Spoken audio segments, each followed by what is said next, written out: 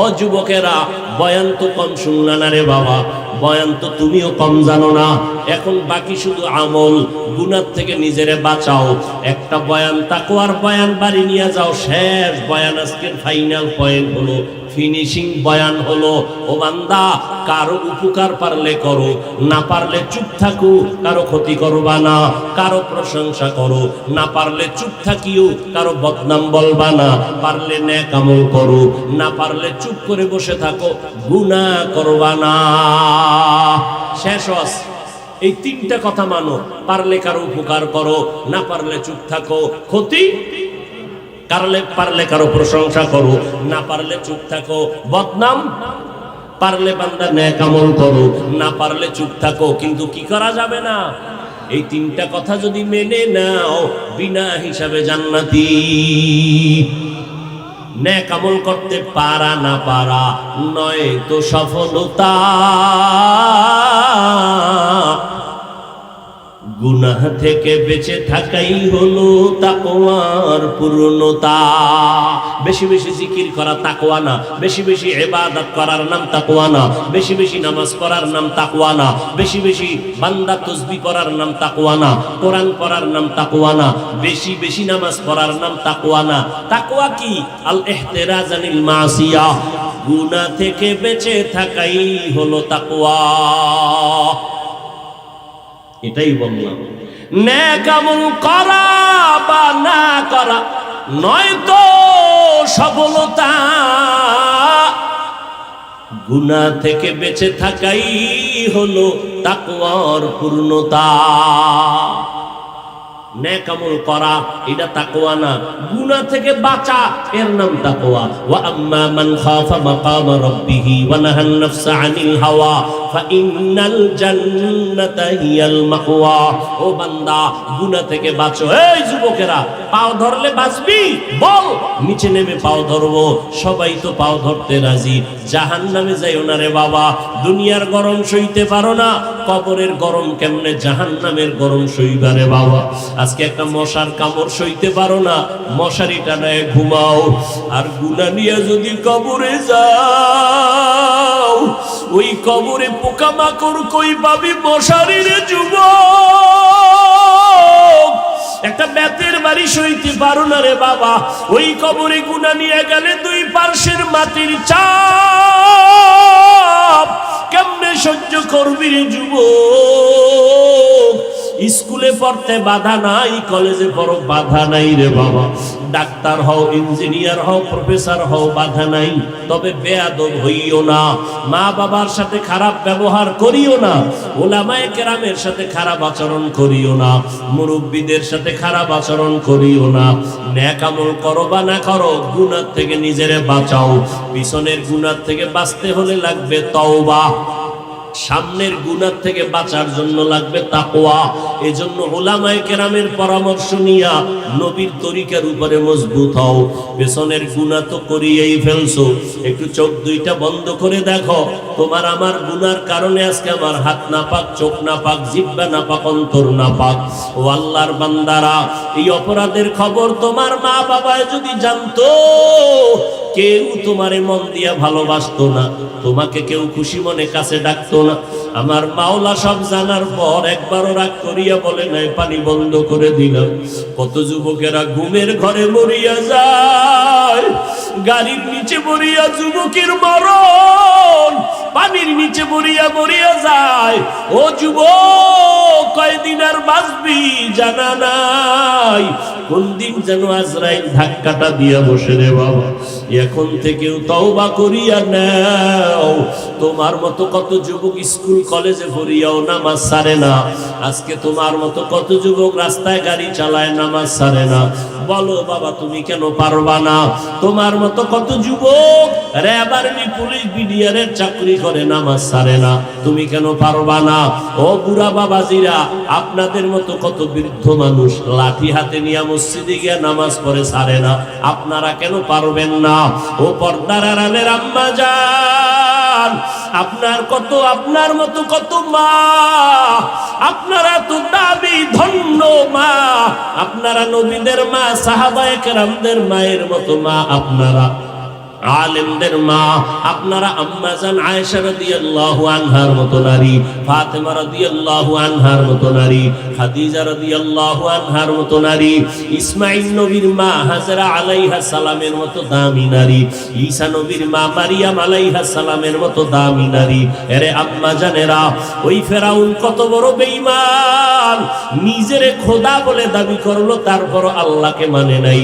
অথচ তার ঘরে তার আপন স্ত্রী আসিয়া, আল্লাহ তাকে এমন ভাবে কবুল করেছেন। আল্লাহর নবী বলেন, কিয়ামতের দিন জান্নাতে আমার সাথে আসিয়ার সাথে বিবাহের বন্ধন হয়ে যাবে। এরে আম্মা জান, এখনো আপনার মতো কত মা ঘরে আছে, স্বামীর মাল হেফাজত করে, নামাজ পড়ে, পর্দা করে, সন্তানগুলো আদর্শওয়ালা বানানোর চেষ্টা করে। আপনারা কেন পারবেন না? ও পর্দার আড়ালের যুবতী বোনেরা, তোমার মতো কত বোন এখন স্কুল কলেজে পড়ে, ঠিক মোবাইলে গুনাহ করে না, সময় নষ্ট করে না, পর্দা রক্ষা করে চলে। জীবনের মূল চাবির নাম চরিত্র। ও বোনেরা, তোমার চরিত্র নষ্ট করিও না। চরিত্র হারায় গেলে আর খুঁজিয়া পাবা না। আল্লাহর কাছে তওবা করে নাও। ও যুবক, মা বাবার দোয়া নিয়ে সামনে আগাইও। মা বাবার চোখের পানি ছাড়া তুমি কিন্তু লেখাপড়ায় পাস করতে পারো নাই। ওই মা বাবার চোখের পানি ছাড়া এই চেয়ারেও কিন্তু আমি বসতে পারি নাই। ওই মা বাবার চোখের পানি আর দোয়া ছাড়া তুমি টাকার মালিক, বাড়ির মালিক, সম্মানের চেয়ারের মালিক হতে পারো নাই। অতএব ওই মা বাবার দোয়া নিয়ে সামনে আগাও। মাওলার কাছে মনে মনে বলো, দয়ার মালিক, আমার মতো গুনাহগার কেউ নাই, গুনাহ নিয়ে কবরে যেতে চাই না। ও আল্লাহ, জীবনে যত অন্যায় করছি ক্ষমা চাই। আজকে থেকে আর নামাজ ছাড়বো না, দাড়ি কাটবো না, মা বাবাকে কষ্ট দিব না, ওলামায়ে কেরামের বিরোধিতা করব না, নবীর সুন্নাত অনুযায়ী চলবো। তওবা করার মতো যদি অন্তর তৈরি হয়, মুনাফিকি দুর্বলতা যদি না থাকে, খাঁটি তওবার নিয়তে দুটো হাত আল্লাহকে দেখায় দাও। আয় আল্লাহ, হাতগুলো কবুল করে নেন, তওবা কবুল করে নেন। তওবার উপরে মজবুত হইয়া চলার মতো তৌফিক দান করেন, আমিন। সব আলেম ওলামারা উম্মতের পিছনে দৌড়ায়, কই বাড়ি, কই ঘর, কই ছেলে, কই মেয়ে খবর নাই। কোথায় বাজার, কোথায় সদাই, কোথায় চাল, কোথায় ডাল, চিন্তা নাই। কোথায় পাবে টাকা, কোনো পেরেশানি নাই। উম্মতের পেছনে দৌড়ায়। এই উম্মত গুলো যেন জাহান্নামে না যায়, এই উম্মতের ঈমান যেন নষ্ট না হয়। পাগলের মতো দৌড়ায়, আবার গভীর রাতে মাওলার সাথে যায় নামাজে কথা কয়, ও দয়ার মালিক, তোমার উম্মতের পেছনে দৌড়াইলাম। ও আল্লাহ, সারা দিনের ডিউটির পরে এখন আবার হাজিরা দিলাম। ডিউটির পরে হাজিরা আছে না নাই? হ্যাঁ, আলেমরা কিন্তু আবার হাজিরা দেয়। অতিও গভীর হয় রজনী যখন, নীরবে প্রভুর নাম জপিও তখন। প্রভুর করুণা যদি পাইবারে চাও, গভীর রাতে উঠে প্রভুর গুণগান গাও। গভীর রাতে আমার আল্লাহ কোথায় আসেন জানেননি? কোন দিন? প্রতিদিন। কেন আসেন? বান্দার থেকে কিছু নিতে না দিতে। আপনাদের তো কিছু লাগে না, লাগলে ঘুমান কেন? ঘুমাইয়ে উঠে বলবেন, পাইলাম না রে। বদনসিবের মুমিন 12টা মাস, শেষ রাতে আমার আল্লাহ প্রথম আসমানে আসেন। বান্দার কি প্রয়োজন তা মিটানোর জন্য আসেন। আল্লাহ ডাকেন, কি দরকার বল, আমি পূরণ করব। যাদের লাগে তারা ঘুমায় না, যায় নামাজে বসে আমার মাওলার কাছে চাইয়া সব নিয়ে নাই। ফেরাউনও চাইয়া নিছে, আল্লাহ দুনিয়ার খোদাগিরি চাই, পরকালে কিছুই চাই না। আল্লাহ দিয়ে দিছেন, যা চাবি দিয়ে দিব।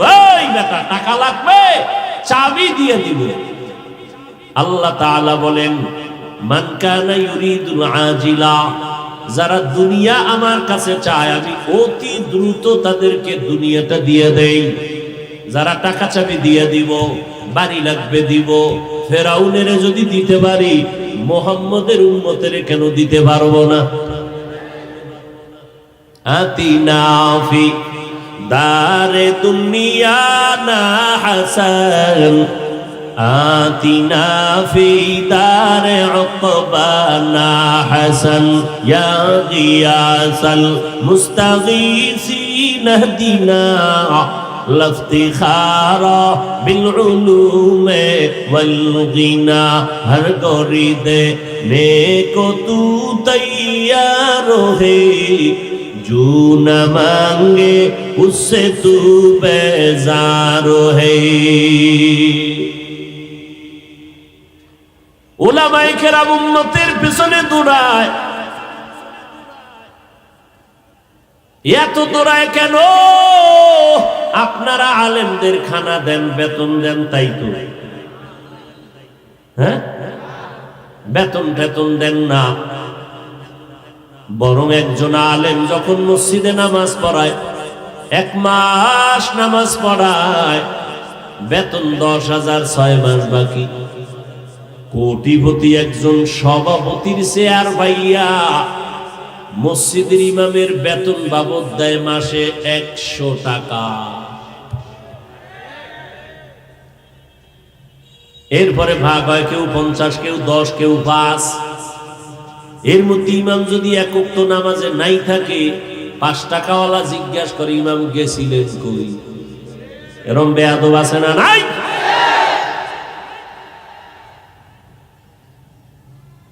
সভাপতি সাহেব বারবার এখানে যায় সেখানে যায়, কোনো ছুটি নাই। ইমাম সাহেব যদি একদিনের জন্য না থাকে, সিগনেচার লাগবে, সাইন লাগবে ছুটির জন্য। কি পরিমাণ আপনারা আলেমদের পেছনে রাখছেন! খোদার কসম, এই আলেমদের অবদান কোনোদিন পূরণ করতে পারবেন না। এই ওলামায়ে কেরাম এত কষ্ট করতেছেন, বিনিময়ে আপনারা কোনো দোয়া তো দূরের কথা, স্টেজ থেকে নামার পরে ফেসবুক গরম, আলেমের বিরুদ্ধে, ইমামের পিছনে নামাজ পড়ে বাইরে গিয়া চায়ের দোকানে বিরোধিতা। এরপরেও কিন্তু কোন আলেম গালি দেয় না, কারো সাথে খারাপ আচরণ করে না, বরং দেখলে সালাম দেয়, বুকের সাথে বুক লাগায় আলিঙ্গন করে। আপনার বুকের সাথে আলেমদের বুকটা কেন লাগায়? কারণ আপনার বুকের মধ্যে মেশকো লাগানো আছে, তাই। বরং দুঃখ রাগ করবেন না, বুঝাবার জন্য বলি, হিংসার নজরে না।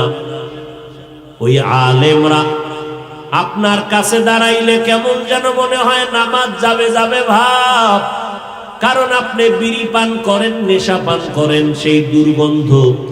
ঠিক মতো পোশাক পরিচ্ছন্ন রাখেন না, ঠিক মতো গোসল করেন না, প্রস্রাব করিয়া ঠিক মতো পানি ব্যবহার করেন না। সব মিলাইয়া এত দুর্গন্ধের পর কেউ সি সি করে নাই, বরং সালাম দিয়া আলেম আপনাকে বুকে লাগাইয়া হাসি মুখে বরণ করেছে, কোনদিন বরদোয়াও করে নাই। ও আল্লাহর গোলাম, এত পেছনে আপনাদের মেহনত কেন করে? আপনারা গালাগালি করেন, তাও আমরা শুনি পিছনে বইয়া।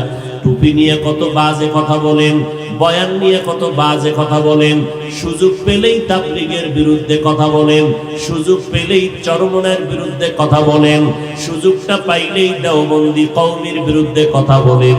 আমরা সব জানি, আমরা সব শুনি, আমরা একটা জবাবও দেই না, একমাত্র কারণ ওলামায়ে কেরাম হলেন কলিজার টুকরা, নবীর আশিক।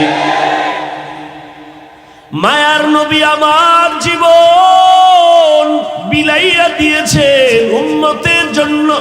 ওই নবীর উত্তরসূরি আশিক উলামায়ে কেরাম, এই জন্য দেশ থেকে দেশান্তরে দৌড়ায়।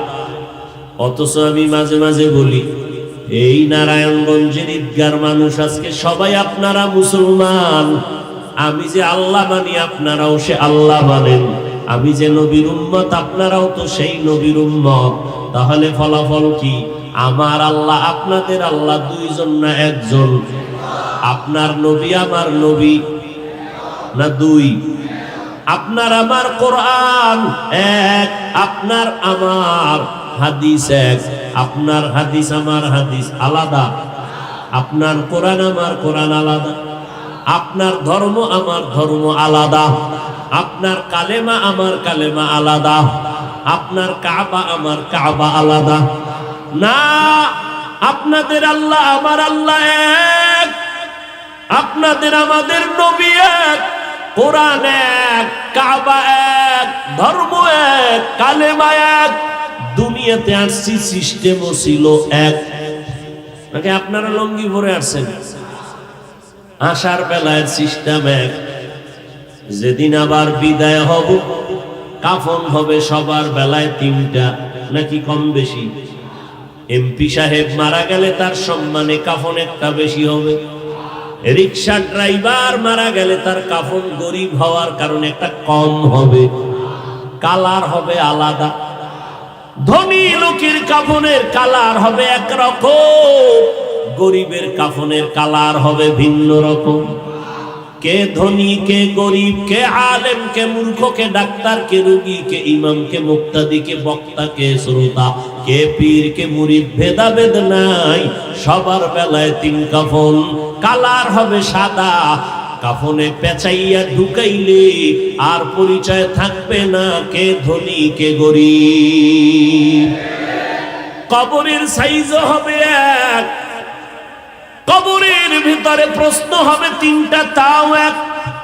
রবের পরিচয় দাও, ধর্মের পরিচয় দাও, রাহমাতুল লিল আলামিনের পরিচয় দাও। তাহলে আপনার আমার আল্লাহ এক, নবী এক, ধর্ম এক, কোরআন এক, হাদিস এক, কাবা এক, কালেমা এক। আপনার আমি বয়ান করবো কেন? কি আপনি আল্লাহ মানেন না, নবী মানেন না, কোরআন মানেন না, হাদিস মানেন না, কিয়ামত হবে মানেন না, মরণ হবে মানেন না, আমি আপনার বয়ান করবো কেন? বয়ান তো আজকে করার দরকার ছিল হিলটেক্সের পাহাড়ি অঞ্চলে ঢুকে, কারণ খ্রিস্টান মিশনারিরা আমার মুসলমানের উপরে কেমন যেন ঝামেলা করতেছে। বয়ান করার দরকার পঞ্চগড়ে, কেমন যেন টাকার লোভানক দৃষ্টিতে ফালাইয়া মুসলমানকে কিছু কিছু দুশ্মনরা কাদিয়ানি বানাচ্ছে। ঠিক নেই? ওখানে বয়ান করব, হিন্দুদের পাড়ায় গিয়া বয়ান করব, খ্রিস্টানদের গির্জায় গিয়া বয়ান করা দরকার ছিল, কিন্তু 12 মাসে 1 মিনিটও টাইম নাই। মুসলমানের পিছনে তালি দিতে দিতে তাবলীগলারাও ব্যস্ত, পীর সাহেবরাও দৌড়ায়, আরে মাদ্রাসার হুজুরেরাও দৌড়ায়, আমরা বক্তারাও দৌড়াই, সবাই শুধু মুসলমানের পেছনে 12 মাস দৌড়াই। জোহরের পরে বয়ান, ফজরের পরে বয়ান, জুমার দিন খতিব সাহেবদের বয়ান, পীর সাহেবদের মেহনত, এত বয়ান এত বয়ান এত বয়ান। এই 12 মাস বয়ান কইরাও ফলাফল জিরো।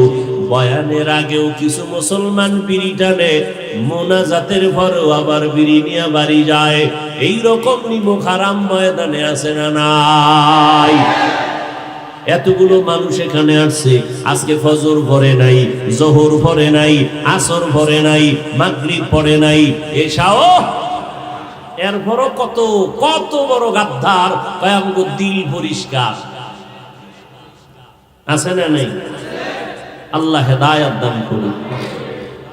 অথচ এই 12 মাসের মেহনতের অর্ধেক যদি আমাদেরকে প্রতিদিন 1 ঘন্টা বয়ান মাত্র 6 মাস হিন্দুদের মন্দিরে করতাম, খ্রিস্টানদের পাড়ায় গিয়া করতাম, আল্লাহর উপরে ভরসা করে বলি ইনশাআল্লাহ এদেশের ওই সব বয়ান শোনার পরে হিন্দু বৌদ্ধ খ্রিস্টান সব মদিনাওয়ালারা আশেক হয়ে যাইতো। মুসলমানের আল্লাহ পারে নাই, আমরা কেমনে পারি? গজবের করোনা দিয়াও মুসলমানের সোজা করতে পারে নাই। ওই আগের সুদখোর এখনো সুদ খায়, আগের বেনামাজি এখনো বেনামাজি, আগের ঘুষখোর এখনো ঘুষ খায়, আগের আলেমের দুশমন এখনো দুশমন। আল্লাহ পারে নাই কা? এই মিয়া, আল্লাহ কোরআনে বলেন মাই ইয়াহদিল্লাহু ফাহুয়াল মুহতাদ ওয়া মাই ইউদ্লিল ফালান তাজিদা লাহু ওয়ালিয়্যাম মুরশিদা। আল্লাহ যদি চান হেদায়েত দিবেন তাহলে সে পেয়ে যাবে। আল্লাহ যদি চান, এই উঠে কেন, এরা উঠে কেন, আমি কিন্তু মাইক সাইরে উঠে যাব, মস্কারি করো আমার সাথে না, আমি উঠে যাই, লও একসাথে বাড়ি যাই। টের পাও না কষ্ট কারে কয় না? পৃথিবীতে কথা বলার মতো কষ্টের কোনো কাজ নেই। প্রধানমন্ত্রী জাতির উদ্দেশ্যে 7 মিনিট বক্তব্য দিবেন, ভাষণ দিবেন, রাষ্ট্রপতি 6 মিনিট দিবেন। সেই 7 মিনিটের ভাষণ লিখে দেওয়ার জন্য, রেডি করার জন্য আলাদা টিম করা হয়। ওই টিমে যারা সদস্য, প্রধানমন্ত্রী 7 মিনিটের ভাষণ ওকে করে রেডি করতে গিয়া কত লেখা আর কত সেরা, এরপরে ওপেন করে সঠিক করে এরপরে প্রধানমন্ত্রীর হাতে যখন দেন, 50 বার এটাকে মোতালা করেন, এটাকে বারবার রিভিশন দেন, যে আবার একটা শব্দ না জানি জাতির সামনে উল্টা হয়ে যায়, মানুষ বিপরীত হয়ে যাবে। এই যদি হয় প্রধানমন্ত্রীর 7 মিনিটের হালাত, আমগো 12 মাসের হালাত কি হবে? মাগরিবের পরে চিল্লাইলাম 1 ঘন্টার উপরে, এখনো চিল্লাইতেছি। প্রতিদিন এই চিল্লানো 12 মাস, টাইম মতো ঘুম নাই, খানা নাই। একটা মানুষের ঘুম যদি টাইম মতো না হয়, তার সব ব্যালেন্স আউলায় যায়, কথার ব্যালেন্স ঠিক থাকে না, চলাফেরার নিয়ম ঠিক থাকে না। এরপরেও 12টা মাস ঘন্টাকে ঘন্টা কত হাজার হাজার কোটি কোটি কথা সাপ্লাই হয় প্রতিদিন। এই যে এত কথা লেখাও নিয়ে আসি নাই, এই কথার পরে এই কথা বলবো, বলতেছি, কেমনে বলবো তাও জানি না। আল্লাহ দয়া করে একটা কথার পরে একটা কথা ছাড়তেছেন। প্যান্ডেলটা কিন্তু সাধারণ প্যান্ডেল না। মসজিদে যদি বয়ান হইতো, তাবলীগওয়ালারা যদি বলতো এই আপনারা বয়ান তালিম হবে, ওখানে তাবলীগের লাইনের ছাড়া বাইরের কেউ ছিল না, এক চাটিয়া বয়ান করা যাইতো, পেরেশানি নাই। পীর সাহেবরা যদি ডাকতো মুরিদেরা, আসো আমরা জিকির করব, তাদের 1 লাইনের মানুষ বসতো, ভিন্ন কেউ বসতো না। ওখানে গিয়ে 1 লাইনের বয়ান করতে কোনো টেনশন ছিল না। কিন্তু এই ময়দানটা কত কঠিন ময়দান, এখানে সব লাইনের মানুষ। আওয়ামী লীগ যারা করে তারাও আছে, বিএনপির লোক আছে, জাসদ আছে, বাসদ আছে, অসত আছে। যারা আমগো 5 গল্লি দেখলে কাফের কয়, কুচিপা গল্লিতে দাঁড়ায় দাঁড়ায় বসে আছে, শুনে কি কয়। তাহলে এতগুলো মানুষের মেজাজ ঠিক রেখা 2 ঘন্টা 1.5 ঘন্টা বয়ান করা মামার বাড়ির আবদা। হ্যাঁ, তুমি মন চাইছে বসলা, মন চাইছে উঠে গেল না, মাস্তানি করো না। আল্লাহ হেদায়েত দান করুন।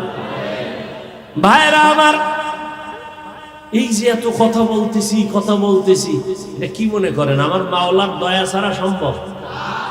এরপরেও 2-1টা ভুল হতেই হবে, কারণ আমরা জানো বয়ান কইরা আল্লাহ কয় তুই যেন আবার অহংকারী করে না কস যে আমার বয়ান পারফেক্ট, এই কথা যেন না বলো। এজন্য মাঝে মাঝে কথার ফাঁকে দিয়েই অজান্তে ভুল হয়ে যায়, ইচ্ছায় না অনিচ্ছায়।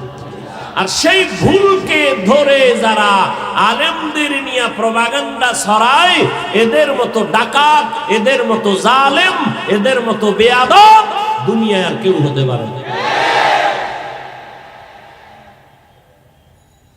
আল্লাহ হেদায়েত দান করুন। মুমিনদের আল্লাহ 2টা কর্মসূচি দিলেন, বেঈমানকে দেন না কেন? মনে আসেনি? কথা হয় না। বেঈমানকে কেন দেন নাই? কারণ জান্নাত শুধু মুমিন পাবে, কোনো বেঈমান পাবে না। এই প্রস্রাবের চাপ থাকলে ভাত একটা কাউরা যাবি, আবার এছাড়া কেউ উঠবেন না, আগে বাড়ি যাবেন না। খোদায় না নিলে কেমনে যাবেন? পারবেন? একজনে আগে যাওয়ার জন্য বয়ানের মাঝখান দিয়ে দৌড়, আমরা বয়ান কইরা মুসাফা কইরা মোনাজাত দিয়া আস্তে আস্তে বিদায় গিয়ে দেই রাস্তার মাঝখানে খাড়ায় রইস, কি ও কয় চাক্কা তিনোটা নাই। এই গভীর রাইতে হসপিটাল কই পাবো, ডাক্তার কই সব ঘুমায়। এরপরে আর কি করব, কুয়াশা শীত, হেঁটে হেঁটে বাড়িতে রওনা। খোদায় এমন বেজার হইছে, ঘুরতে ঘুরতে ফজর পর্যন্ত ঘুরে দেয়, ঘুরে টুরে আবার এই জায়গায় আজি। বাড়ি আর যায় না, ওই আগের জায়গায় আছে ঘুরে। আর আমরা গিয়ে ঘুমাইছি, ফজরে উঠাবার নামাজ পড়ছি। মাওলায় না নিলে তুমি কেমনে যাবা বলো তো? আল্লাহ, বেঈমানদেরকে আল্লাহ কেন বলেন নাই? কারণ বেঈমান জান্নাত পাবে না। দুই কর্মসূচি মুমিনকে দিয়েছে। এক, আল্লাহকে ভয় করো, তাকওয়া অর্জন করো। দ্বিতীয়, জবানকে হেফাজত করো। এই দুইটা কর্মসূচি যারা পালন করবে তাদের জন্য দুইটা পুরস্কারের ঘোষণাও আল্লাহ দিলেন নগদ। এক নাম্বার পুরস্কার, বান্দার জিন্দেগীর সব টুটা ফাটা আমল আল্লাহ কবুল করে নিবেন। সুবহানাল্লাহ। না, দ্বিতীয় পুরস্কার, আল্লাহ পাক তার জিন্দেগীর সব গুনাহগুলো মাফ করে দিবেন। কয় কর্মসূচি? এক হলো আল্লাহকে ভয় করা, দ্বিতীয় কর্মসূচি জবানকে হেফাজত করা। কেমনে করব? নিয়ম আছে না নাই? মন গড়া কেমনে করবেন, নিয়মটা কেমনে হবে? আল্লাহ সেই দিকে ইঙ্গিত করে আয়াতের শেষে বলেন, ওয়া মাইয়ুতিল্লাহা ওয়া রাসূলাহু ফাকাদ ফাযা ফাওজান আযীমা। আল্লাহ তাআলা বলেন, আমি আল্লাহ আর আমার রাসূলের অনুসরণের মাধ্যমে করতে হবে, অন্য কারো কথায় মন মতো করলে হবে না। আমি আল্লাহ যেমনি কইছি আমার আল্লাহর অনুসরণ করিয়া আমার রাসূলের অনুসরণের মাধ্যমে করতে হবে। অনুসরণের নাম হলো ইতাআত, আর একটার নাম হলো মুহাব্বত। মুহাব্বত ভিন্ন জিনিস, ইতাআত ভিন্ন জিনিস। মুহাব্বতের বাংলা অর্থ হলো ভালোবাসা, ইতাআতের অর্থ হলো অনুসরণ, অনুকরণ। ভালো করে মনে রাখবেন, এখানে আপনারা জানা আসছেন, সবাই আমাকে, আমি 100% বিশ্বাস করি, আমাকে ভালোবাসেন। এটা যেমন সত্য, কেউ আমার অনুসরণ করেন না এটাও। তাহলে আপনাদের ভিতরে মুহাব্বত আছে, আমার ক্ষেত্রে আপনাদের অন্তরে ইতাআত নাই। তবে ভালো করে রেকর্ড করেন কলবের ভেতরে, সফলতার জন্য মুহাব্বত ইতাআত কি লাগবে? ভালোবাসায় হবে না, অনুসরণ লাগবে। এবার ভালো করে বুঝেন, অনুসরণ কাকে বলে? যে যাকে অনুসরণ করবেন সে তার রঙে রঙিন হয়ে যাবেন, সে তার রঙে রঙিন হবেন।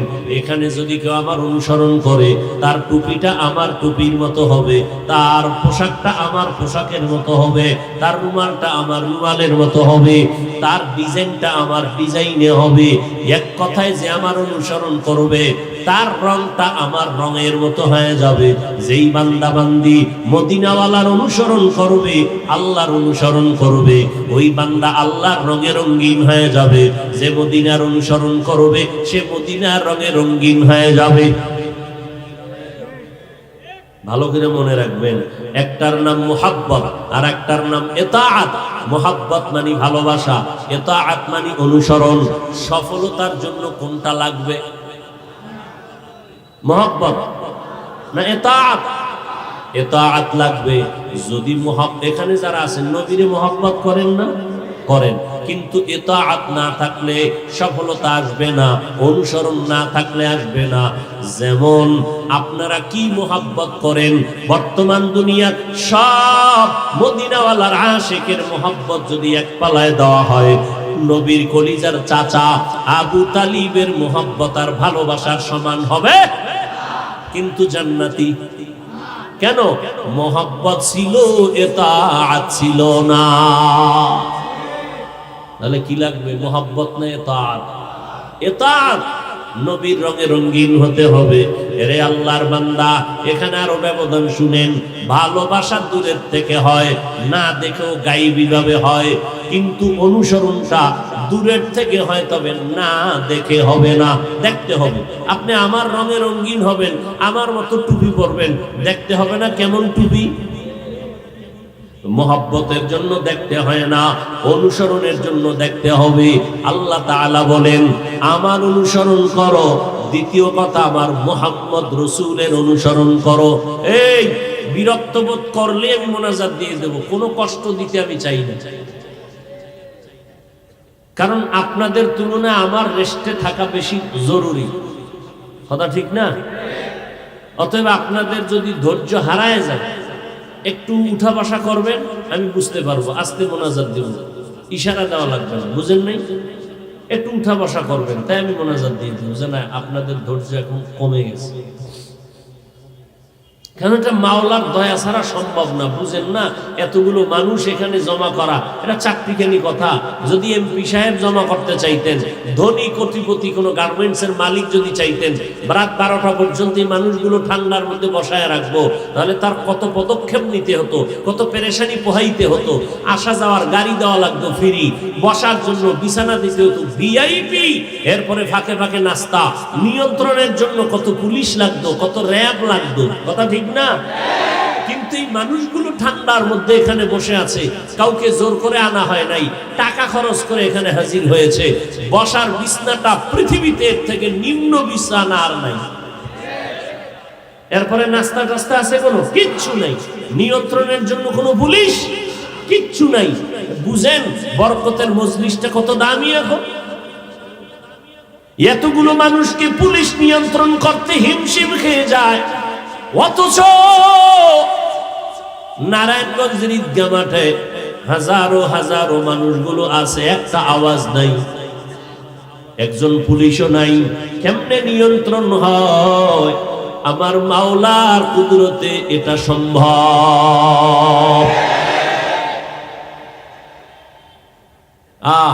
কত দাম এই মজলিসের। সেদিনও হাদিস শরীফে দেখলাম নবী বলেন, কেউ যদি উলামায়ে আহলে হকের মজলিসে আলেমদের মোলাকাতের জন্য যায়, ঘর থেকে যখন বের হয় তখন 70,000 ফেরেশতার একটা কাফেলা দিয়ে দেয়, আল্লাহর সাথে যাও, হয়ে যা। 70,000 ফেরেশতার কাফেলা, এরা আস্তে আস্তে দোয়া করে, এখানে এসেও দোয়া করে, আল্লাহ তোমার বান্দারে মাফ করে দাও। ও মানুষ, যদিও তোমরা বড় দুর্বল, কিন্তু মর্যাদা আল্লাহ সবার বাড়ায় দিছেন। আজকে আসমান তোমার গোলামি করে, জমিন তোমার গোলামি করে, পাহাড় তোমার গোলামি করে, চন্দ্র তোমার গোলামি করে, সূর্য তোমার গোলামি করে, বাতাস তোমার গোলামি করে। ও আল্লাহর বান্দারা, জঙ্গলের প্রাণী গোলামি করে মানুষের, নদীর মাছ মানুষের গোলামি করে। একটা গরু মানুষের সামনে মাথা নত করে দাঁড়ায়, যদি গরুটা একটা লাথি মারে একটা মানুষ জায়গায় মরে যাবে, কিন্তু গরুটা বাচ্চারে দুধ না দিয়া সব বনিয়াদমরে দেয়, রাগ করে না। এগুলো কেন? তোমার শক্তির কারণে। কিন্তু ওরা আমার কাছে দুর্বল না, বরং গরুর কাছে তুমি আমি শক্তিতে দুর্বল, ঠিক নি? এরপরেও কেন গরু তোমাকে সম্মান করে? এর একমাত্র কারণ তোমার মর্যাদা অনেক বেশি, তোমার সম্মান বেশি, এই জন্য গরুয়ে সম্মান করে। সম্মানটা কেন? তুমি খাইতে পারো বেশি, শক্তি বেশি, মেধা বেশি না, এজন্য। এরে আল্লাহর গোলাম, তোমার মধ্যে এমন একটা গুণ আছে যেই গুণটা ফেরেশতার ভেতরে নাই, ওই গুণটা পশুর মধ্যে নাই। এই কারণে তোমার দামটা কিন্তু ফেরেশতার সমান না, নূরের তৈরি ফেরেশতার থেকেও আরো বেশি দামি। আর যদি গুণটা আছে অর্জন করতে না পারো, তখন তোমার সম্মান এতটাই নিচে যাবে, পশুর সমান না, পশুর থেকেও খারাপ। আল্লাহ হেদায়েত দান করুন। কর্মসূচি কয়টা? 2টা। এগুলো করার জন্য লাগবে আল্লাহর অনুসরণ, রাসূলের অনুসরণ। অনুসরণের জন্য দেখতে হবে, আল্লাহ গো আপনার কাছে আমাদের জানতে মনে চায়, দেখতে দেখে অনুসরণ করা লাগবে। কিন্তু এমন এক পেশ লাগলো, আপনি যে বললেন আমরা আপনার অনুসরণ করব, আপনাকে তো এই দুনিয়ার হায়াতে দেখা যাবে, যাবে না, কোনোদিন দেখা যাবে না, কখনো দেখা যাবে না। এই চামড়ার চোখ দিয়া মালিকের দেখা যাবে না। কিন্তু আরো আশ্চর্য ব্যাপার, রহমতের নবী আমার মেরাজ করিয়া মক্কাতুল মুকাররমা এসে বললেন, রাআইতু রাব্বি আযজা ওয়া জাল্লা, আমি আমার রবকে দেখেছি, সামনে বসে কথা বলেছি। আল্লাহরে দেখা যাবে, দুনিয়ার হায়াতে দেখা যাবে না। তো এখানে জবাব একটা আছে, সহজ জবাব, যে ওটা তো সেই জায়গার কারবার, দুনিয়ার কারবার না। কিন্তু আরো প্রশ্ন থেকেই গেল, আল্লাহর নবীর একজন কলিজার টুকরা সাহাবী, যিনি 7 বছর থেকে 12 বছর এর মধ্যে নবীর হাতে হাত লাগাইয়া কালেমার পতাকা উড্ডীন করার জন্য শপথ নিলেন, হযরতে আলী রাদিয়াল্লাহু তাআলা আন। ওই আলী আল্লাহর কাছে এত দামি হয়ে গেলেন, একজনে আলীর ইবাদত দেখে জিজ্ঞেস করলেন, ও ভাই আলী, তুমি কার ইবাদত করো? বলে, আমি আল্লাহর ইবাদত করি। বলে, যে আল্লাহর ইবাদত তুমি করো, বলো ওই আল্লাহকে তুমি দেখছো নাকি? হযরত আলী জবাব দেয়, আমি আলী এমন আল্লাহর ইবাদত করি না যাকে আমি দেখি না। আমি আল্লাহরে দেখে দেখে ইবাদত করি। আরো সহজে জবাব নেন, হাদিসের মধ্যে বড় একটা প্রসিদ্ধ হাদিস আছে, যেই হাদিসকে ডেঙ্গাইয়া পৃথিবীর কোনো হাদিস পড়নেওয়ালারা আগাইতে পারবে না। ওই হাদিসটাকে বলে হাদিসে জিবরাইল, ওই হাদিসকে বলে উম্মুল আহাদিস, ওই হাদিসকে বলা হয় উম্মুল জাওয়ামি। ওই হাদিসের মধ্যে আছে, জিবরাইল আমিন আসেন, riwayat বা বর্ণনাকারী হযরত ওমর ফারুক রাদিয়াল্লাহু তাআলা আন, তিনি বর্ণনা করেন, জিবরাইল আসেন মুসাফিরের সুরতে, আয়েশা নবীর হাঁটুর সাথে হাঁটু লাগাইয়া বসলেন। প্রশ্ন করে নবীকে, নবী জবাব দেয়। ওই প্রশ্নকারী মুসাফির বলে, সাদাক্তা, সত্য বলেছেন। ইসলাম কারে কয়, ঈমান কারে কয়? শেষে একটা প্রশ্ন করলেন, ইহসান কাকে বলে? মাল ইহসান? আল্লাহর নবী জবাব দিলেন, আনতা আবুদাল্লাহ কাআন্নাকা তারা ফাইন লাম তাকুন তারা ফাইন্নাহু ইয়ারাক। প্রশ্ন করছেন জিবরাইল, ইহসান কাকে বলে? নবী জবাব দিলেন, আল্লাহর ইবাদত বান্দা এমন ভাবে করবে যেন বান্দা নিজে আমার আল্লাহকে দেখতে পায়। কঠিন কথা। আল্লাহর ইবাদত এমনি ভাবে করবে, এই নিয়তে করবে যে আমি আল্লাহকে দেখে দেখে সিজদা করি, আমি আল্লাহকে দেখে দেখে নামাজের কেরাত করি, এইভাবে ইবাদত করবে, এর নাম ইহসান। যদি আল্লাহকে দেখার পাওয়ার না থাকে, অন্তত মনে করবে আমি যদি আমার আল্লাহরে দেখি না, আল্লাহ আমাকে দেখতেছেন। এখন কি হইল? সারা দুনিয়ার মুসলমান আহলে সুন্নাত ওয়াল জামাতের চূড়ান্ত বিশুদ্ধ আকীদা, এ দুনিয়াতে আল্লাহকে দেখা যাবে না, এটাই সিদ্ধান্ত, এটাই ফাইনাল কথা। এ দুনিয়াতে আল্লাহকে দেখা যাবে না। কিন্তু হাদিসের মধ্যে বড় হাদিসের একটা মূল মা, যাকে বলা হয় হাদিসে জিবরাইল, ওই হাদিসের এক পর্যায়ে নবীকে বলা হলো ইহসান কাকে বলে?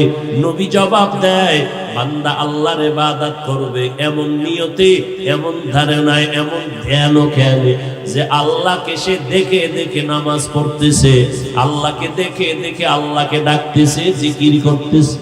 আল্লাহকে দেখা যাবে না, এখানে বলা হলো আল্লাহকে দেখে দেখে ইবাদত করো। আর আলীও কয়, আমি এমন আল্লাহর ইবাদত করি না যাকে আমি দেখি না। বড় কঠিন কথা রে বাবা। এই জন্য এগুলো নিয়ে কথা সামনে আর বাড়াবো না। এরে নবীর উম্মতের দল, প্রশ্ন ওইটাই, ও আল্লাহ আপনাকে দেখা যাবে না, আপনার অনুসরণ কেমনে করব? না দেখে তো রং লাগানো যাবে না। আল্লাহ জবাব দিয়া কয়, ও আমার গোলামেরা, আমি জানি এরকম একটা কঠিন মুসিবতে তোমরা পড়বা। এবার শুনো, জবাব নাও। এরে আমার জমিনে আমার একজন কলিজার বন্ধু আছে, বাবা একটা বাচ্চা নিয়া বাজারে গেল সকাল 10টায়। বহুদিন আগে একটা বন্ধুর সাথে মোলাকাত, বন্ধু বন্ধুরে পাইয়া দোকান থেকে চিপস চকলেট আর আইসক্রিম কিনিয়া বন্ধুর হাতে দিয়া কয়, তুমি খাও, বাচ্চারে দিবা না, কারণ বাচ্চা আমার বন্ধু না, তুমি আমার বন্ধু।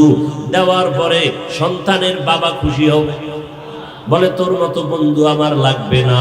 কিন্তু বন্ধু যদি দোকান থেকে চিপস চকলেট আইসক্রিম নিয়া বন্ধুর হাতে না দিয়া বন্ধুর সন্তানের হাতে দেয়, সন্তানও খুশি, বাবাও, বন্ধুত্ব আরো মজবুত হয়ে গেল।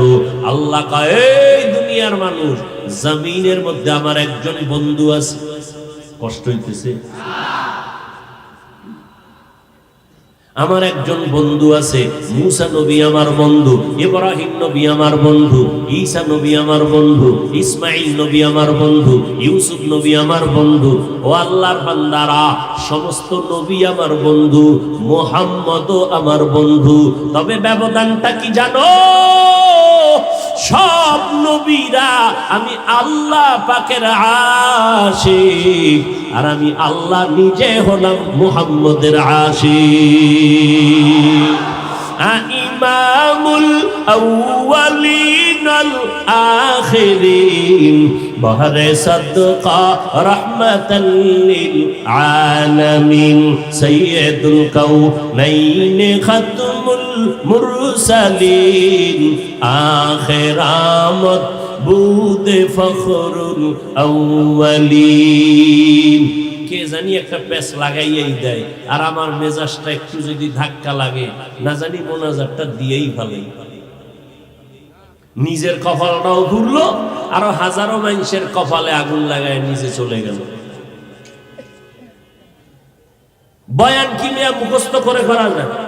কত জায়গায় বয়ান করি করি করি করি 2 ঘন্টা কইতন গেল টেরি ভাই না, আর কত জায়গায় আধা ঘন্টার পরে ঘড়ি তাকাই বয়ান শেষ হয় না কা, শেষ হয় না কা, গোডাউন থেকে বয়ান আসেই না। সব কার খেলা? জিন্দগি মে বন্দগি তু কার নাহি, জিন্দগি মে বন্দগি তু কার নাহি, জিন্দগি বে বন্দগি শर्मिंदा है, जिंदगी बे बंदगी शर्मिंदा है। दुनिया में हो दुनिया का तलबगार ना हो, बाजार से गुजर हो खरीदार ना हो। ये दुनिया एक मिसल कागज फूल है, ये दुनिया एक मिसल कागज फूल है। जिंदगी में बंदगी तू कर नहीं, जिंदगी में बंदगी तू कर नहीं, जिंदगी बे बंदगी शर्मिंदा है, जिंदगी बे बंदगी शर्मिंदा है। এরে নবীর আশিক, আল্লাহ কয় দুনিয়াতে আমার এক বন্ধু মুহাম্মদ, আমাকে যারা কিছু দিতে চাও, আমার রং যারা গায়ে লাগাইতে চাও, আমার রং না লাগাইয়া আমার বন্ধু মুহাম্মদের রং যদি লাগাও, আমি আল্লাহ খুশি। দলিল লাগবে না? আল্লাহ দলিল দেন, কুল ইন কুনতুম তুহিব্বুনাল্লাহা ফাত্তাবিউনি ইউহিব্বুকুমুল্লাহ ওয়া ইয়াগফির লাকুম যুনুবাকুম ওয়াল্লাহু গফুরুর রহিম।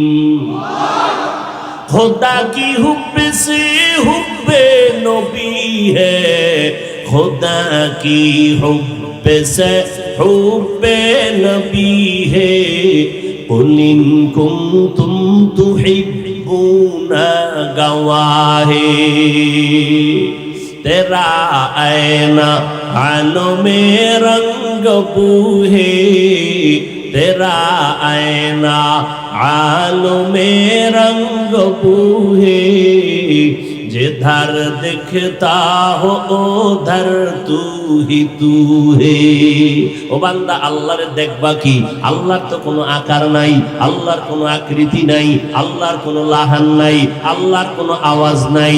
হিচে কসদর মুলকে উ আম্বাজ নাই কৌলে উরা লাহনে নাই আওয়াজ নাই। হিচে কসদর মুলকে উ আম্বাজ নাই কৌলে উরা লাহনে নাই আওয়াজ নাই। আল্লাহরে দেখবা কি রে বাবা? আল্লাহর দেখার মতো তোমার মধ্যে পাওয়ার নাই। পাওয়ার থাকলেও দেখবা কি? আল্লাহর তো দেখার কোনো আকৃতি নাই, আকার নাই, লাহান নাই, আওয়াজ নাই। বলে তা কেমন আমার মাওলা? আমার মাওলার যদি কিছু নমুনা দেখতে চাও, আল্লাহর বানানো মাখলুকতের দিকে তাকা, ওই আসমানের দিকে তাকা, আমার মাওলার কুদরতের ঘেরান পাওয়া যায়। ও বান্দা ওই নাক নিয়ে তাকাবি যেই নাকে বেগানার ঘেরান লাগে নাই, ওই চোখ দিয়ে তাকাবি যেই চোখ দিয়া রাত্রে মোবাইলে কবিরা গুনাহ দেখো নাই। ওই চক্ষু দিয়ে যখন তাকাইয়া দেখবি গাছের পাতাগুলো লড়তেছে নড়তেছে, আল্লাহর কসম গাছের পাতা নড়ে না, ও আমার মাওলার তাসবিহ করতেছে। তোমার ওই রকম কান লাগবে যেই কানের মধ্যে গীবতের আওয়াজ শুনো, ওই কানের মধ্যে মাওলার কুদরতের আওয়াজ কখনো আসবে না। ও আল্লাহর বান্দা, আমার মাওলার রং যদি দেখতে চাও, ওই মাওলার কুদরতের বানানো মাখলুকের দিয়ে তাকাও। ওরে তোমার ইঞ্জিনিয়ার কেমন? কয় 10 তলা বিল্ডিং এর দিকে তাকাইলে বুঝবি ইঞ্জিনিয়ার কেমন। এটা বয়ান করে বুঝাবার দরকার নাই, বুঝাইয়াও পারা যাবে না, ঠিক নি? কুল্লাউ কানাল বাহরু মিদাদাল লিকালিমাতি রাব্বি লানাফিদাল বাহরু ক্বাবলা আন তানফাদা কালিমাতু রাব্বি। এরপর কি? ওয়ালাউ জিনা বিমিসলিহি মাদাদা। আল্লাহর গুণগান তুমি কি গাইবা? কিছু দরকার নাই। আল্লাহর গুণগান তো সবাই গাইলো, শেষ হইল না। কত তাফসীর, কত মান্তিক, কত দর্শন, কত কিছুই হইল। একমাত্র কোরআন শরীফের ওজন 250 গ্রাম। এই কোরআনটা নাজিল করলেন আমার আল্লাহ, ওই কোরআনের দিয়ে তাকাও। এই কোরআনটা 250 গ্রাম। কোরআনের পাওয়ার কত, ওজন কত? যদিও 250 গ্রাম ওজন, কিন্তু এই ওজনটা এত হাকিকতে ওজন কত? আসমান নিতে চায় না, জমিন নিতে চায় না, পাহাড় নিতে চায় না। লাউ আনজালনা আলাল কুরআন কিনা হাযাল কুরআন আলা জাবালিন লারাআইতাহু খাশিআম মুতাসাদ্দিআম মিন খাশিয়াতিল্লাহ ওয়া তিলকাল আমসালু নাদরিবুহা লিন-নাস লাআল্লাহুম ইয়াতাফাক্কারুন।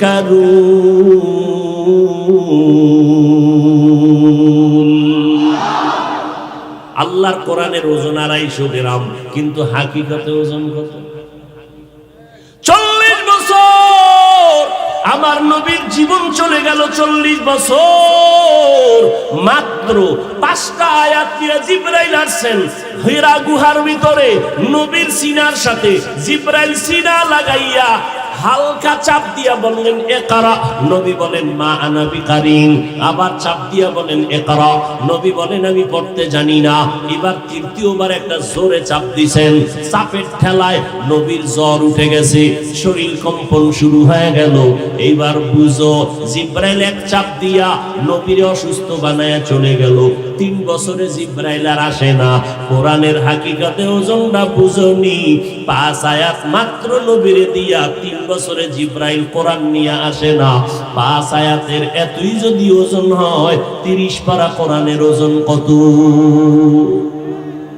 ই কালামে জিন্দা কুরআনে হাকিম হিকমতে উলা ইয়াজালাসতু কাদিম। আল্লাহর কোরআনের দিকে তাকাও।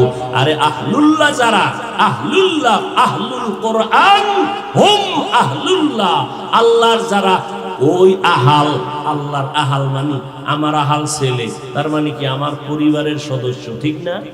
কোরআনওয়ালারা আল্লাহর আহাল মানে আল্লাহর পরিবারের সদস্য। আল্লাহর পরিবার আছে কি কইল নবীজি হাদিসে, আহলুল কোরআন হুম আহলুল্লাহ, কোরআনওয়ালা যারা এরা হলো আল্লাহর আহাল। তার মানে হইল আহালওয়ালারা যেমন আমার খুব কাছের, যারা কোরআনওয়ালা তারা আমার মাওলার খুব মুহাব্বতের। আরে নবীর উম্মতের দল, ভালো করে বুঝো এই কোরআন আহলুল্লাহ যারা তারা বলেন আল্লাহর দেখবি। একজন কয় দেখবো, আল্লাহরে দেখার একটা আয়না আছে। কি আছে? আল্লাহকে দেখার একটা আয়না আছে। বলে আয়না কি? বলে কোরআন। ওইটা খুইলা ভেতরে তাকা, হাযা কালামু রাব্বি, এটা আমার রবের কালাম, আমার রবের কথা। কোরআনটা খুলিয়া যদি তাকাইতে পারো, কোরআন খুলে যদি তাকায় তাকায় দেখো, চোখের পাওয়ার নষ্ট হবে হবে। কোরআন দেখা পড়া কিন্তু উত্তম। হাফেজ সাহেবরাও দেখা পড়বেন। তার মানে তারাবিতে না। গত বছর আমাকে বরিশালে কেমন মূর্খ, তাও মোবাইল লইয়া এরপরে নামাজের ভিতরে মোবাইল দেখে, কোরআন শরীফ দেখে। কে জানি কইছে দেখা পড়লে সওয়াব, তারাবির ভিতরে শুরু করছে। আল্লাহ হেদায়েত দান করুন। আর একটু সামনে আগাবো। তাহলে আল্লাহর অনুসরণের সমাধান পাইছেন নি? কথা ভুলে গেলে তো শেষ। কি পাইছেন? রসুলের অনুসরণ। মাশাআল্লাহ। আল্লাহর অনুসরণ কেমনে করবেন? কয় রসুলের দিন আল্লাহ খুশি হয়ে যাবেন।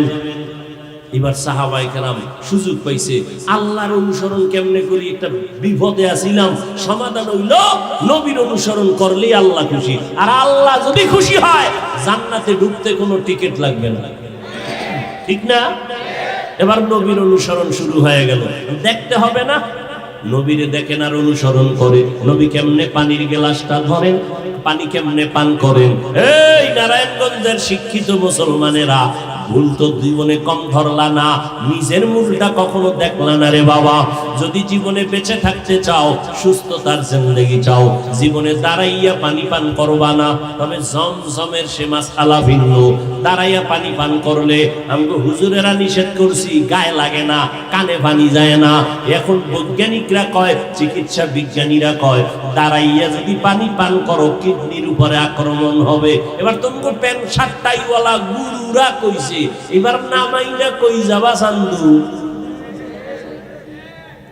আমগো হুজুরগো কথা শুনো নাই, আমগো হুজুরগো দুঃখ নাই, তারপরে বইলে যাই মানবা না মানবা। জীবনভর কইছি দুই হাতের কবজা ধুইয়া খানাটা খাইতে বসবা। এক আল্লাহর বান্দাও শুনতে রাজি না। যখন পুলিশ লাঠি লইছে হাত ধোয়া লাগবে।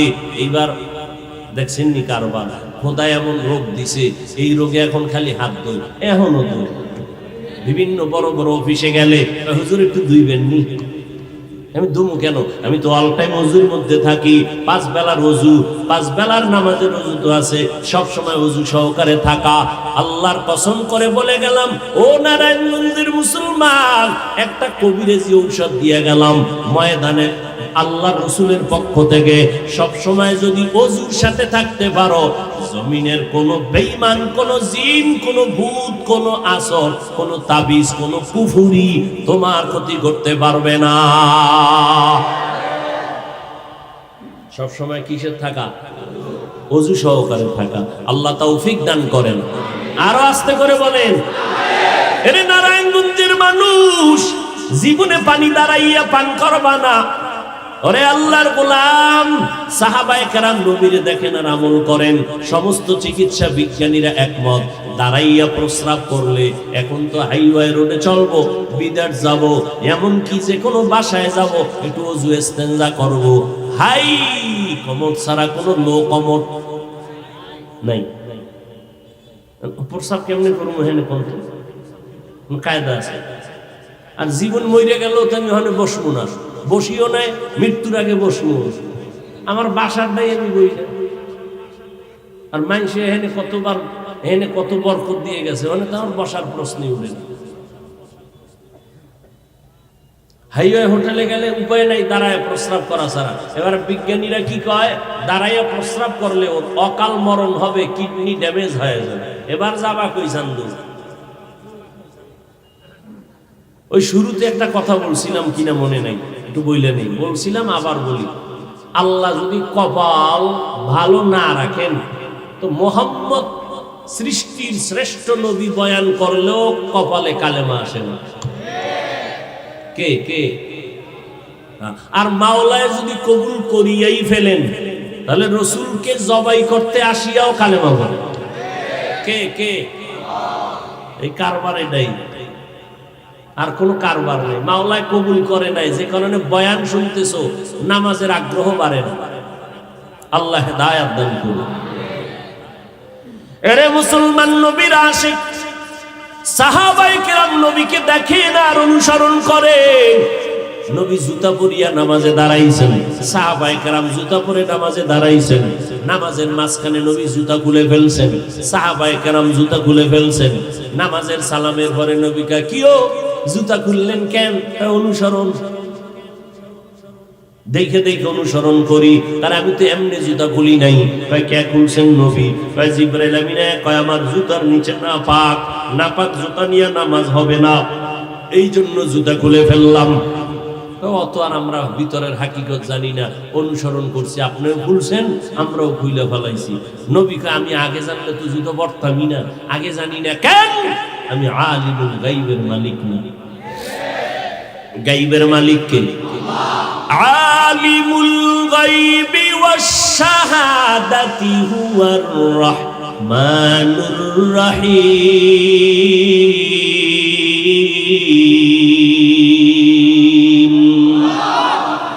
গাইবের মালিক কে? আল্লাহ যেই কুদরতে গায়েব জানেন, এই রকমই অন্য কেউ গায়েব জানেন মনে করার নাম শিরক। মনে করবে তারা মুশরিক। মুশরিকদের জন্য জান্নাত হারাম। ওয়া মান ইউশরিক বিল্লাহ ফাকাদ হারামাল্লাহু আলাইহিল জান্নাহ। যারা আল্লাহর সাথে শিরিক করবে তাদের জন্য জান্নাত হারাম। আল্লাহ শিরিক মুক্ত ঈমান ও আমল আমাদের দান করেন। ভাইরা আমার, এবার নবীর অনুসরণ করা শুরু করলেন সাহাবায়ে কেরাম। কপাল ঘুরে ফিরে আঙ্গটাই খারাপ। কেন? আল্লাহরেও দেখলাম না, নবীরেও দেখলাম না, সাহাবায়ে কেরামেরও দেখলাম না, তাদের যারা দেখছেন তাবিঈনদেরও দেখলাম না, তাদের দেখনেওয়ালা তাবে তাবিঈন কেউ দেখতে পারলাম না, মুজাদ্দিদ আল ফেসানিরও পাইলাম না, আশরাফ আলী থানবীরও পেলাম না, হুসাইন আহমদ মদনীরও পেলাম না। আমরা হতভাগার দল, যাদেরকে আমরা পাইছিলাম এদেরকেও হারাইয়া আজ আমরা অসহায়। এত ফিতনা, এত ফিতনা। আজকে যদি শাইখুল হাদিস আল্লামা আজিজুল হক রাহমাতুল্লাহ আলাইহি থাকতেন, মুফতি আমিনী রাহমাতুল্লাহ আলাইহি থাকতেন, শামসুল হক ফরিদপুরি রাহমাতুল্লাহ আলাইহি থাকতেন, হাফিজ জি হুজুর পীরজি হুজুর থাকতেন, আজকে যদি চরমনায় সৈয়দ ফজলুল করিম রাহমাতুল্লাহ আলাইহি থাকতেন, চট্টগ্রামের খতিবে আজম সিদ্দিক আহমদ রাহমাতুল্লাহ আলাইহি, আজকে যদি জমিনের ভিতরে মুফতি আজম ফাইজুল্লাহ রাহমাতুল্লাহ আলাইহি, সিলেটের জমিনে বড় বড় আল্লাহওয়ালারা থাকতেন, ও আল্লাহর বান্দা হাটহাজারীর হুজুর আহমদ শফি রাহমাতুল্লাহ আলাইহি থাকতেন, জুনায়েদ বাবুনগরী রাহমাতুল্লাহ আলাইহি থাকতেন, তাহলে আমগো এত টেনশন করা লাগতো না, আর এত বিপদেও এ জাতিরাও কখনো পড়তো না। তারা চলে গেলেন, হাটহাজারী চলে গেলেন, মুরব্বীরা চলে গেলেন।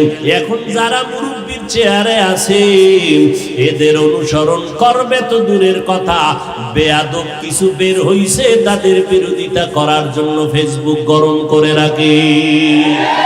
ঠিক কিনা বলো? যাত্রাবাড়ির শায়েখ আল্লামা মাহমুদুল হাসান দামাত বারাকাতুহুম, এইরকম যারা মুরব্বী আমাদের সামনে এখনো আছেন, মুফতি মিজানুর রহমান সাঈদ দামাত বারাকাতুহুম, মুফতি দিলাওয়ার হোসেন দামাত বারাকাতুহুম, এইরকম চরমনের সৈয়দ রেজাউল করিম ফয়জুল করিম দামাত বারাকাতুহুম সহ বড় বড় আল্লাহওয়ালা যারা আছেন, যাদের ইশারায় এখনো মানুষগুলো এক জায়গায় জমা হয়, ঠিক নেই? তাবলীগের লাইনে যারা মুরব্বী আছেন, এদের ব্যাপারে যে সমস্ত বাচ্চারা কাফিয়া পড়ে, দাখিল পড়ে, ক্লাস 8-এ পড়ে, এরা যখন ফেসবুকে লেখালেখি করে তখন আর বুঝতে বাকি নাই আল্লাহর গজব আমাদের জন্য অপেক্ষা করতেছি।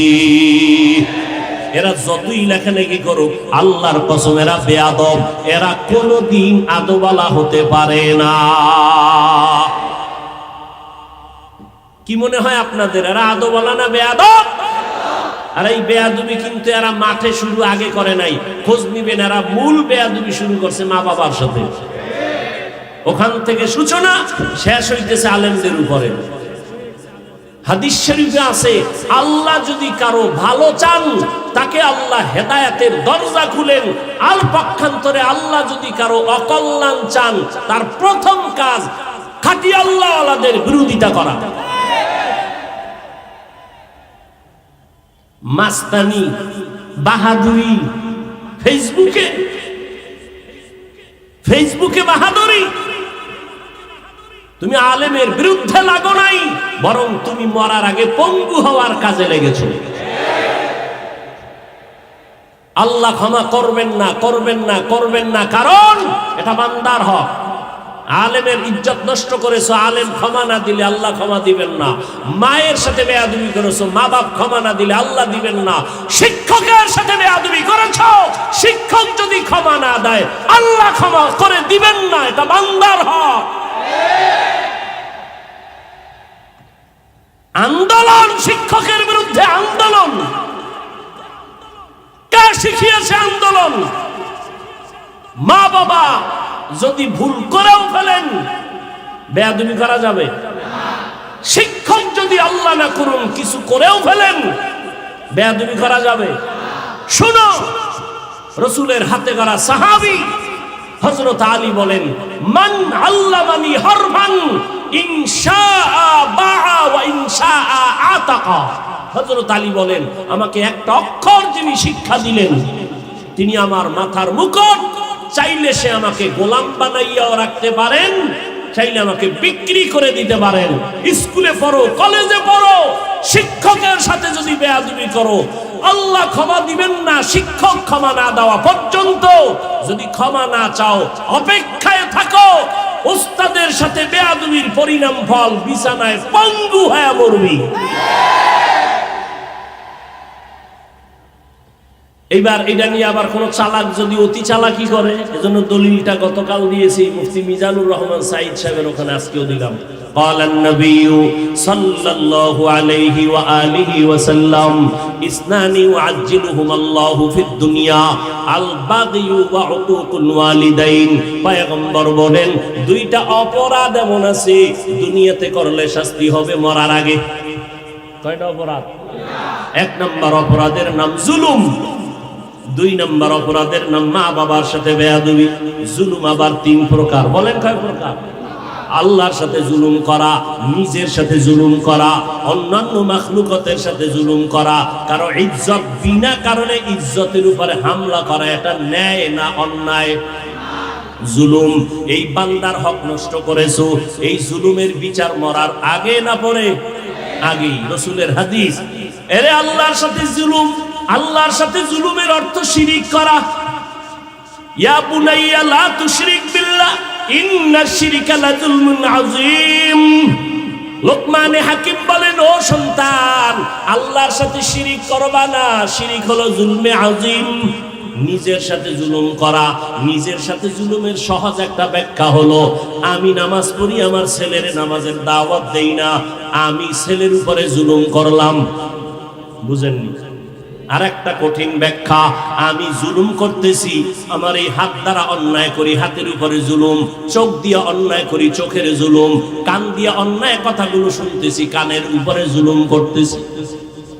আর একটা অন্য মাখলুকতের সাথে জুলুম, সেটা ভাই হোক, আপন কেউ হোক, অন্য মানুষ হোক, আর অন্য কোনো মাখলুকত হোক।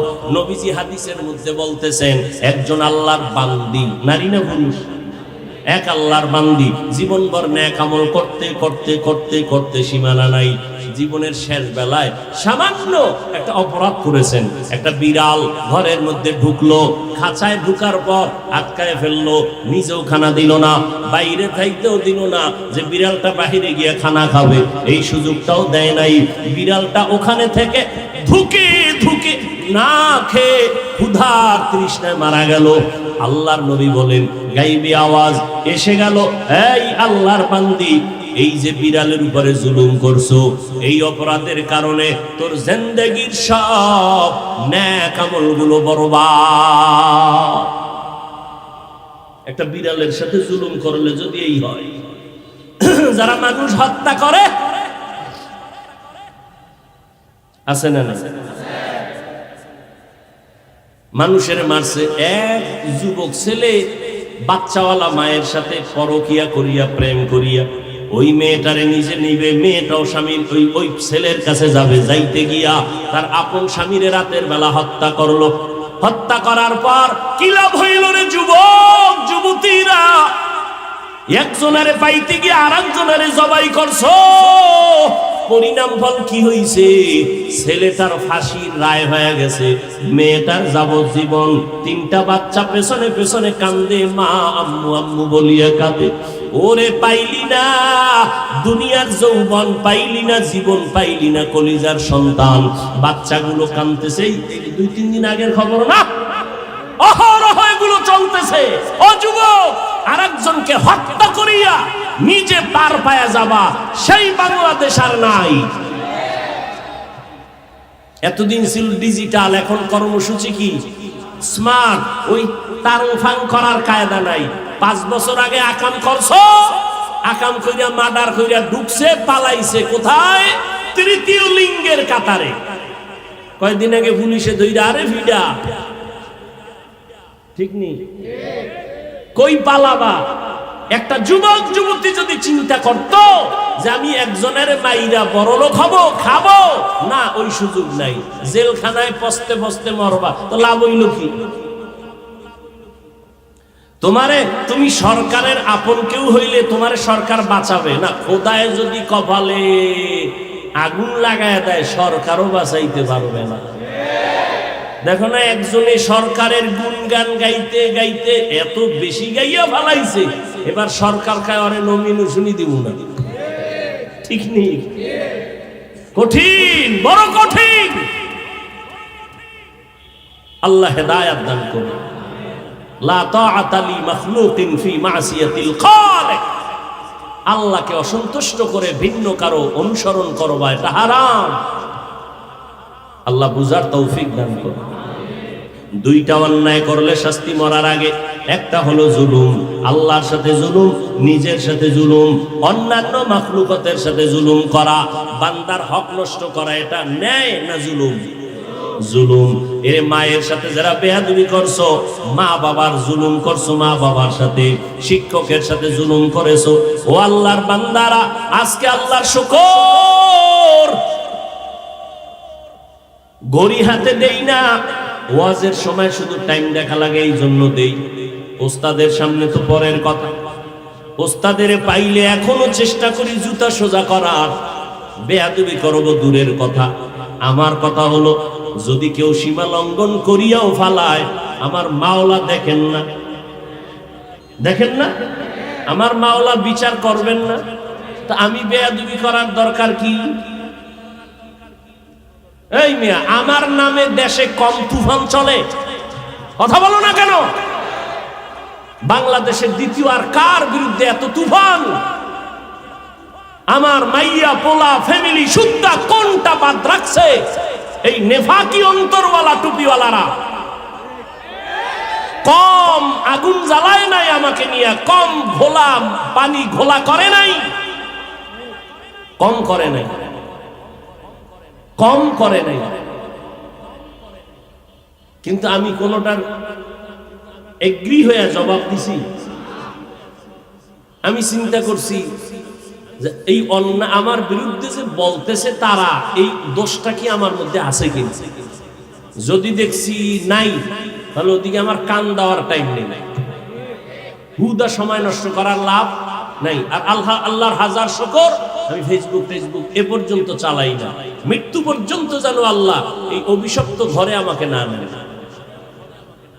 ফেসবুক যদি দেখতাম তাহলে প্যান্ডেল মোজাই দেওয়া হওয়া লাগবে, আর বয়ান আসতো না জবান থেকে, শুধু গালি আসতো। আল্লাহ জগৎ থেকে হেফাজত করছেন। নাম্বার 2, যদি আমার ওই দোষটা দেখতাম আমার মধ্যে আছে, তাহলে আমি আল্লাহর কাছে এই সারা দিনের কষ্ট করে হাজিরা দেওয়ার টাইম, ভোর রাত্রে বাসায় গিয়ে ওযু করে একটু হাজিরা দেই আল্লাহরে, ও আল্লাহ ভুলে কিছু অন্যায় করে ফেলছি, তুমি মাফ করে দাও। আমার মাওলার থেকে দয়াময় কে? আল্লাহ কয় তোরে মাফ করে দিব, এবং তোর বিরুদ্ধে যারা এরপরেও উল্টাপাল্টা করবে, আমি আল্লাহ চাইলে ওদের অন্তরে তোর প্রতি গাইবী ভাবে মোহাব্বত বাড়ায় দিব। তো দুশ্মন হবে বন্ধু, দুশ্মন হবে। আর যার কপাল খারাপ তার বিষয় ভিন্ন। তো আমার কথা এটাই, কোন মুরব্বী যদি কিছু করে থাকেন, আমার আল্লাহ নাই, তা আমার এটা নিয়ে টেনশন করার কি দরকার? আমার আর কাম নাই। আল্লাহ মাফ করে দেন। মানুষের বদদোয়া বড় মারাত্মক। মানুষের সব থেকে বড় গুণের নাম আদব। যার মধ্যে আদব নাই, ওর কোনো মূল্য নেই, কোনো মূল্য নাই। এক ক্লাসে লেখাপড়া করেছি উজানি অঞ্চলে, সেই আমগো এক ক্লাসের ছাত্র নাম কইলে সব ফেসবুক শরীফের গোলামেরা চিনে ফেলবে সবাই। দেওবন্দে গিয়া পাশ করে আসছে 1 নাম্বার, মেলেটের থেকে বেরেন এত তাজা, কিন্তু একটা জায়গায় গিয়া শান্তি পাচ্ছে না। সব জায়গায় শুধু ধিক্কার, বেইজ্জতি। শুধু একমাত্র কারণ, এমন কোন মুরব্বী নেই যার ব্যাপারে ও ফেসবুকে আঙ্গুল তুলে নাই।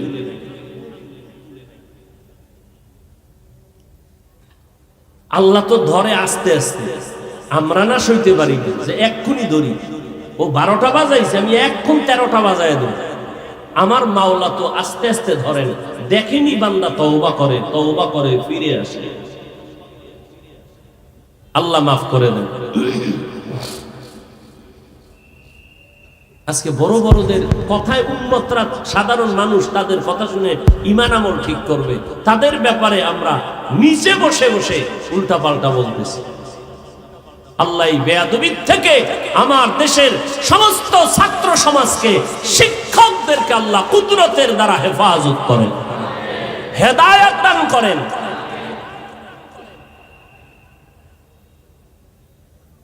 তাহলে 2টা অপরাধ করলে শাস্তি মরার পরে না আগে? এইবার নবীর অনুসরণের কথা বলতেছিলাম।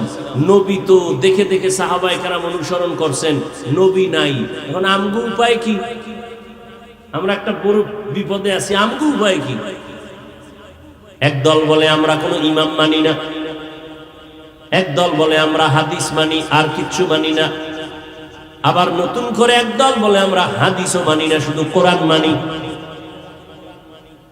মদিনার নবী বলে গেছেন, ও আমার উম্মত যারা আমাকে পাইবা না, সমাধান দিয়ে গেলাম, তোমরা কাদেরকে দেখে দেখে অনুসরণ করবা আর জান্নাতের পথে আগাইবা। আমি নবী বলে গেলাম। আল্লাহ যেমন বলছেন, আল্লাহর বন্ধু আমি মুহাম্মদ, আর জমিনে আমি নবী বিদায় হওয়ার পরে আমার একদল বন্ধু থাকবে, তাদের অনুসরণ করবা, আমি নবী খুশি হয়ে যাব। আমার দুনিয়াতে একদল বন্ধু, একদল কয় দল? মাত্র একদল। এরা আর কেউ না, একমাত্র শুধুমাত্র কেবলমাত্র উলামায়ে আহলে হক। এদের মধ্যে হিংসা কাজ করবে না।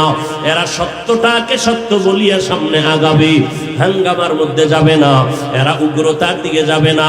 উম্মতকে কোন চোখের পানি দিয়ে পায়ে ধরে ধরে ডাকবে, যাদের কথায় মানুষ বেআমল থেকে আমলওয়ালার দিকে আগায়, যাদের বয়ান শুনলে দিলটা নরম হয়, চোখে পানি আসে, এমন উলামায়ে আহলে হক, এদের পেছনে যাওয়া ছাড়া জান্নাতের পথে আগানোর কোনো সুযোগ নাই। ওরে নবীর উম্মতের দল, এই উলামায়ে কেরামের মাধ্যমে গিয়া দুইটা জিনিস অর্জন করো। আয়াতের ভিতরে আল্লাহ বলেছেন, এক নম্বরে তাকওয়া অর্জন করো, দ্বিতীয় জবানটাকে কন্ট্রোল করো, জবানটাকে হেফাজত করো। আল্লাহ তাকওয়ার কথা বললেন, তারপরে বললেন জবানকে হেফাজত করো। তাকওয়ার কথা আগে কেন বললেন? বলে তাকওয়ার কথা যদি না বলা হয়, আল্লাহর ভয় যদি অন্তরে না রাখে, তাহলে কোন বক্তার বয়ানে বান্দা আল্লাহমুখী হবে না, গুনাহ ছাড়বে না, অন্যায় পথ থেকে ফিরবে না। এই জন্য লাগবে তাকওয়া।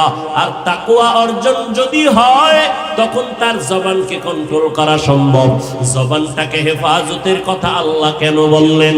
হাত হেফাজতের কথা বলেন না কেন? বলে বান্দা হাতটা যদি অন্যায় করে, এটা হেফাজত করা যায় তাড়াতাড়ি, বেঁধে দাও। কান ডিস্টার্ব করে অন্যায় পথে, কানের মধ্যে তুলা লাগাও, আর বাজে আওয়াজ আসবে না। ও বান্দা পাও বেঁধে দাও, সামনে খারাপ রাস্তায় যাইবা না।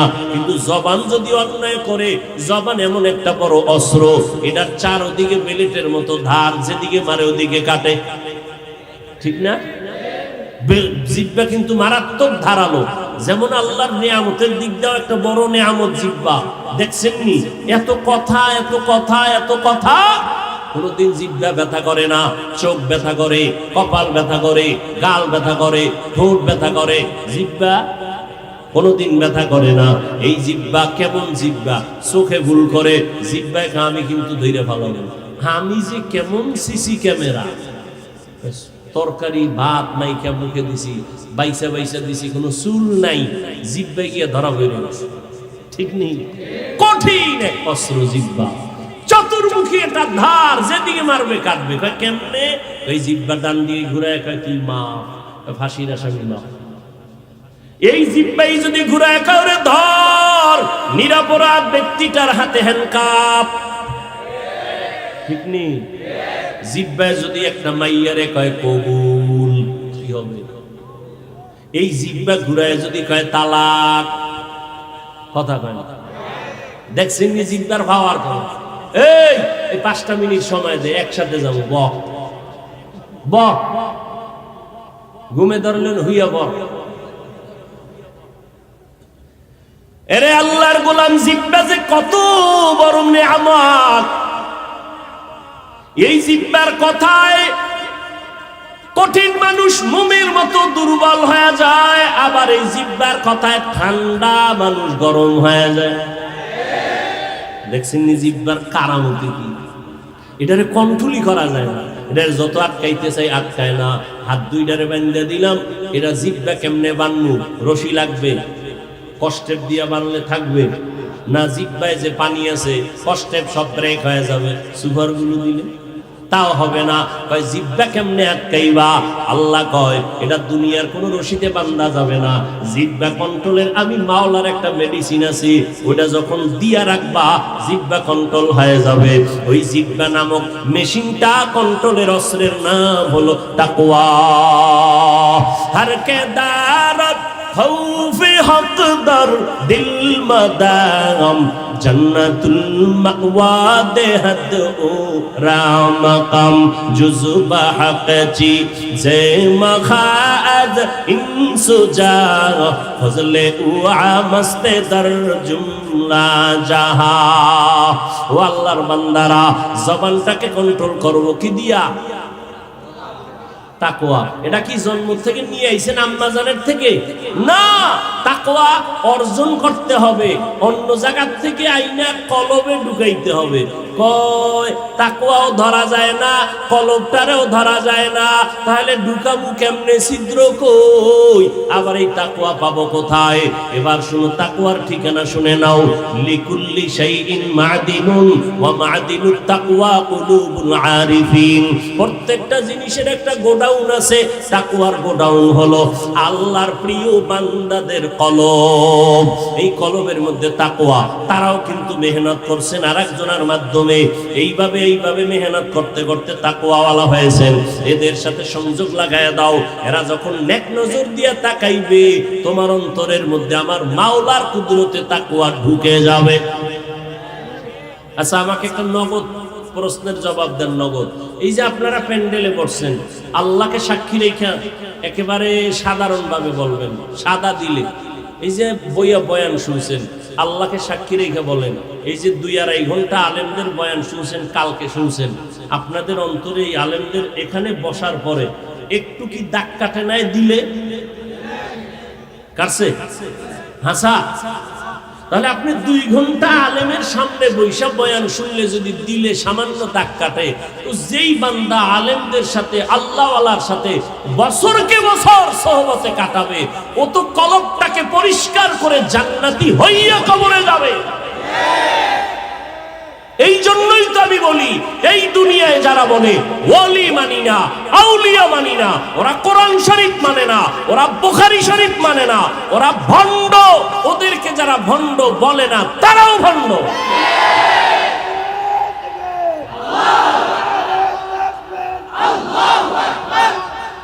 কি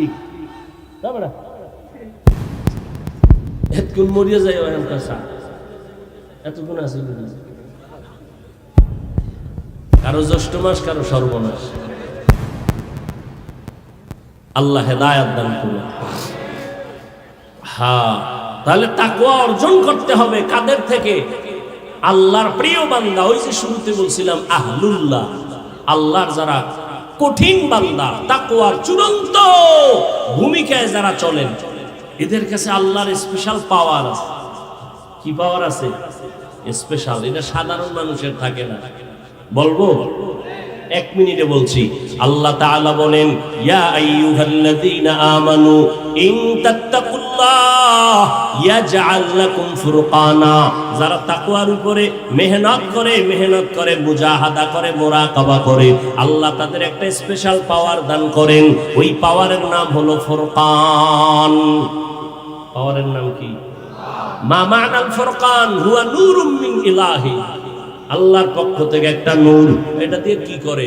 মা ফুররিকা বিহি বাইনাল হাক্কি ওয়াল বাতিল। আল্লাহর দেওয়া নূরের আলো দিয়া হক আর বাতিলকে ডিভাইড করে আল্লাহর বান্দা হকের পক্ষে আগায় যায়, কোনো বাতি লাগে না। নবীও বলেন এদের পাওয়ার কত জানো? ও দুনিয়ার মানুষ সাবধান, আল্লাহর প্রিয় বান্দা যারা আছে, ইত্তাকু ফিরাসাতাল মুমিন ফাইন্নাহু ইয়ানজুরু বিনুরিল্লাহ। পয়গম্বর বলেন, মুমিন আল্লাহর প্রিয় বান্দা যারা আছে, এদের দিলের পাওয়ার কিন্তু অনেক প্রশস্ত। তোমরা ভয় সাবধান থাকিও, কারণ তারা তুমি যা দেখো না, তারা তা দেখেন। এটা চোখে দিয়া দেখে না, আল্লাহর নূরের আলো দিয়া তারা দেখতে পায়। আল্লাহর বিশেষ পাওয়ার আল্লাহ দান করেন। আর দান করলে কি হয় জানোনি? ক্বালান নবী সাল্লাল্লাহু আলাইহি ওয়াসাল্লাম, লাউ আকসামা আলাল্লাহ লা আবাররা। এরা যখন আল্লাহর উপরে বিশ্বাস করে কসম খায়, কয় এটা হবেই, আল্লাহ কয় আমি তার কথায় করবই। এরে নবীর উম্মত, এই জন্য ওলি আউলিয়াদের কাছে যাইও, বিরোধিতা করলে সাবধান। আল্লাহ কিন্তু তার উপরে রাগ। আল্লাহ কয় রেডি হ, আমি যুদ্ধ করার জন্য রেডি।